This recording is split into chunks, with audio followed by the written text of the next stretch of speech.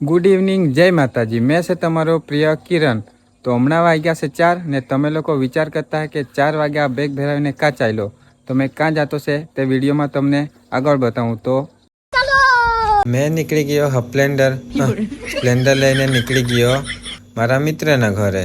પછી મેં મારા મિત્રને પિકઅપ કરી લીધું અને અમે જવા લાગ્યા ફોર્મ ભરવા હારું। અને આ જુઓ, વાદળો તો એવા દેખાતા છે કે બહુ વરસાદ આવવાનો હોય। અને અમે પહોંચી ગયા મિત્રની દુકાન પર અને આજે અમે ભરવાના છે લાયસન્સનું ફોર્મ અને બીજી જાહેરાતનું।